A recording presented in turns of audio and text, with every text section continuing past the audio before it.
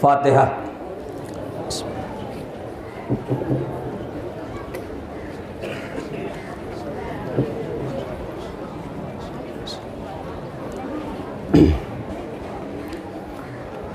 بسم اللہ الرحمن الرحیم، اما بعد فقد قال اللہ سبحانہ وتعالی والکریم، بسم اللہ الرحمن الرحیم، قل لا اسألکم علیہ اجرا الا المودۃ فی القربہ۔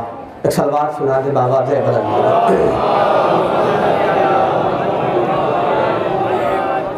بزرگان ملت، ماتم داران سید الشہداء کربلا، مسلسل آپ کو عرصہ پیش کر رہے ہیں، وقت بالکل بہت کم ہے میرے پاس۔ بھائیوں کی فرمائش ہے، حکم ہے کہ مولا کے فضائل کو سنا دیجئے 15 سے 20 منٹ میں، وقت ہی مجھے اتنا ملا ہوا ہے۔ میں کوشش کروں گا اس سے کم وقت میں بھی آپ تک بات پہنچانے کی کوشش کروں گا۔ آپ رات سے عزاداری کر رہے ہیں اور عزاداری ختم اختتام پر ہے۔ میں چاہتا ہوں کچھ تحفہ دوں آپ کو کہ خود پیغمبر اسلام نے فرمایا ہے کہ جو لوگ میرے بیٹے حسین پر گریا کرتے ہیں، ماتم کرتے ہیں، سینہ زنی کرتے ہیں، شب داری کر رہے ہیں، آپ محبت کا ثبوت دے رہے ہیں، آپ ہماری ختم ہوئی، جلوس ختم ہو رہا ہے تو کچھ تحفہ چاہیے آپ کو، میں تحفہ دینا چاہتا ہوں۔ پیغمبر اسلام نے ارشاد فرمایا، ان اللہ خلق من نور وجہ علی ابن ابی طالب 70 الف ملک یسبحون یقدسون ویکتبون ثواب ذلک لمحبی ومحب ولدہ۔ ترجمہ سنیں اگر بیدار ہیں، تھکن شکن ذرا جملہ جو ہے آپ کا تھکن دور ہو جائے گا۔ پیغمبر فرما رہے ہیں کہ اللہ نے میرے علی کے چہرے کے نور سے، مولائیوں کا مجمع ہے، فرمائش ہے زیادہ، میں صبح ساتھ رہیے گا، چھوٹا سا واقعہ پڑھوں گا، ایک روایت پڑھوں گا آپ کے ساتھ دے۔ اللہ نے علی کے من خلق نور من وجہ علی ابن ابی طالب، اللہ نے علی کے چہرے کے نور سے 70,000 ملک خلق کیا۔ ذرا سا بیدار ہو کے ذرا سنیے گا، 70,000 ملک کو خلق کیا۔ ان کا کام کیا ہے؟ یسبحون ویقدسون، ان کا کام یہی تسبیح و تقدیس کرتے ہیں۔ اچھا، جب یہ تسبیح و تقدیس کرتے ہیں تو اس کا ثواب بھی ہوگا، کہاں ثواب بھی ہے؟ وَيَكْتَبُونَ ثَوَابَ ذَلِكَ، ان تمام تسبیح و تقدیس کا ثواب لکھتے ہیں۔ یہ تو فرشتے ہیں، انہیں ثواب کی کیا ضرورت ہے؟ میں توجہ چاہ رہا ہوں، میں ان کو ثواب کی کیا ضرورت ہے؟ ان کی تسبیح و تقدیس کا ثواب جاتا کہاں ہے؟ اگر علی کی محبت لے کر بیٹھے تو میرے ساتھ رہیے گا، ثواب جاتا کہاں ہے؟ جاتا کہاں ہے؟ پیغمبر نے فرمایا یہ تمام ثواب جو ذالکا لمحبی ہے وہ محب ولدہ، یہ سارا ثواب ان کے کھاتے میں جاتا ہے کہ جو علی سے یا اولاد علی سے محبت کرتے ہیں۔ یا علی یا علی یا علی، ذرا سا بیدار ہو کے سنیے گا، تحفہ میں نے آپ کے حوالے کر دیا ہے۔ یا علی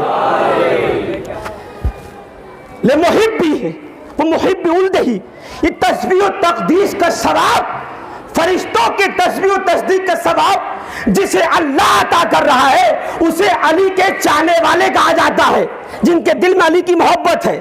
کس کے؟ ہمارے لیے ثواب آ رہا ہے۔ آسانی یہ محبت کا ثبوت آپ دے رہے ہیں، سلامت رہیں، زندہ رہیں، آباد رہیں، پروردگار آئندہ سال بھی آپ کو موقع دے، اور اسی طرح سے یہ ہماری یہ جلوس کا پروگرام آپ کرتے رہیں اور سارا ثواب اللہ آپ کو عطا فرمائے۔ علی کی بارگاہ میں بہت جلدی سے آپ بیدار ہیں، فرمائش ہے تو آپ جلدی سے سن لیجیے، ذرا سا میرے ساتھ رہیے گا۔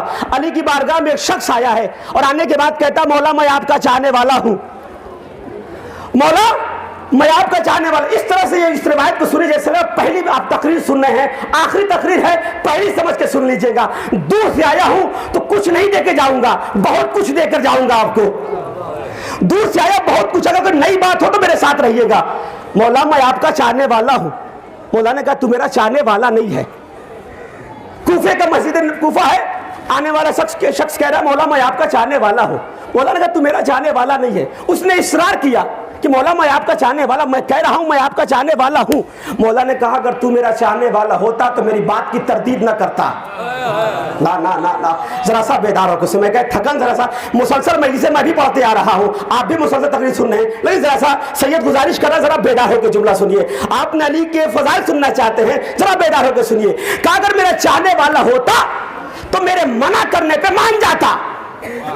کہا دیکھنا چاہتے ہو میرا چاہنے والا کیسا ہوتا ہے؟ کہا دکھا دیجئے مولا. کہا کہ آنکھیں بند کرو. اس نے آنکھیں بند کی. مولا نے کہا آنکھیں کھول دو. آنکھیں کھول دو.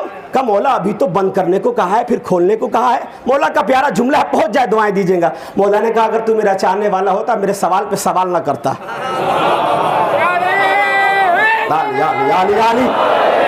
ذرا سا بیدار ہو کے ثبوت دیجئے. علی کے فضائل سننے, اگر میرے چاہنے والا ہوتا تو میرے سوال پہ سوال نہ کرتا. آنکھیں بند جب کی تھی تو کیا تھا؟ شہر کوفہ تھا. آنکھیں کھولی تو بصرہ میں پایا. آنکھیں کھولی تو بصرہ میں پایا. 500 کلومیٹر کے ڈسٹینس کو امام نے پلک جھپکتے ہی مکمل کر لیا. کہا اتنا کہ یہ اعتراض آپ کے لیے ہو سکتا ہے, ہمارے لیے تو نہیں ہے. یہ تو ہمارے مولا کا کمال ہے. آپ کے لیے شوق ہو سکتا ہے کہ یہ پلک جھپکتے ہی 500 کلومیٹر کے ڈسٹینس کو علی نے پلک جھپکتے ہی طے کر لیا. کہا آپ کو نہیں ہوا؟ کہا نہیں مجھے تو کچھ نہیں ہوا, ہم علی کے چاہنے والے کو. کہ اس لیے کہ اس سے بڑا کمال ہمارے پاس ہے. تو کیا کمال ہے؟ کہ میرے مولا کا کمال یہ ہے, ایک رکعت پر پیر رکھتے تھے, قرآن شروع کرتے تھے, دوسرے رکعت پر پیر رکھتے رکھتے قرآن کو ختم کرتے تھے. جس کے قدم میں اتنا اثر ہو قرآن پڑھنے کا ثواب حاصل کر سکے. یا علی ذرا بیدار ہو کے سنے گا. یہ کیا چیز ہے؟ بصرہ پہنچا. علی نے دیکھا. کہا وہ قصاب کی دکان دیکھ رہے ہو؟ کہا مولا دیکھ رہا ہوں, توجہ چاہ رہا ہوں میں ذرا سا, کوئی نئی بات ہے تو میرے ساتھ رہیے گا, حوصلہ افزائی کیجیے گا. کہا میں دیکھ رہا ہوں. کہا اس قصاب کے پاس جانا اور اس سے یہ کہنا کہ تمہاری بارگاہ میں سلام و دعا کرنا. جب تم سے متوجہ ہو تو اس سے کہنا کہ کوفے سے 2 علی کے چاہنے والے آئے ہیں. پورا مجمع کی توجہ چاہ رہا ہوں, بیدار ہو کے سنیے گا. 2 علی کے چاہنے والے کوفہ سے آئے ہیں. کہا اگر کہے یہ نا تو فوراً وہ مہمان کی دعوت دے دے گا, آپ کو مہمان نوازی کی دعوت دے دے گا, تم قبول کر لینا. لیکن اس سے یہ کہنا کہ میں تنہا نہیں آیا ہوں کوفے سے, بلکہ میرا ایک چاہنے والا بھی آیا ہے. علی کا نام مت بتانا. دیکھیں کیسا ہوتا ہے چاہنے والا علی کا. کہا ٹھیک ہے. قصاب کی دکان پہ گیا, قصاب کو سلام کیا, سلام جواب. قصاب اپنے کام میں پھر مہو ہو گیا. کچھ دیر کے بعد متوجہ ہوا یہ شخص کھڑا ہے میری دکان پر. بھائی کہاں سے آئے ہو؟ کہا میں کوفے سے آیا ہوں. میں کوفے سے آیا ہوں. تاریخ کہتی جیسی کوفے کا نام سنا کام کو چھوڑا. کبھی آ کے ہاتھوں کا بوسہ لیتا ہے. جو اگر کھڑے ہو کر بات میری پہنچی تو میرے ساتھ ذرا سا میری آواز سے آواز ذرا ملا کے رکھیے گا. کہا کبھی ہاتھوں کو چومتا ہے, کبھی پیشانی کو چومتا ہے, کبھی آنکھوں کو چومتا ہے. یہ شخص کوفی پریشان ہے. یہ کیسا بصرے کا قصاب ہے؟ کبھی میرے ہاتھوں کو چومتا, پہنچو ہے تو دعائیں دیجیے جانے محترم ہے. کبھی آنکھوں کو چومتا ہے, کبھی پیشانی کو چومتا ہے. اس نے حیرت سے پوچھا اے قصاب کبھی تو میری آنکھوں کو چومتا ہے, کبھی میرے ہاتھوں کو بوسہ دیتا ہے, کبھی میری پیشانی کو بوسے دیتا ہے, آخر وجہ کیا ہے؟ کہا تو کوفے سے آیا ہے نا؟ کہا ہاں. کہا کوفے میں میرا امام رہتا ہے. ہاں ہاں, تھک کے نہ سنو دوستو, تھک کے نہ سنو دوستو. کہا کوفے میں میرا امام رہتا ہے. تو کہا امام کے رہنے سے ہاتھ کے بوسے سے کیا مطلب ہے؟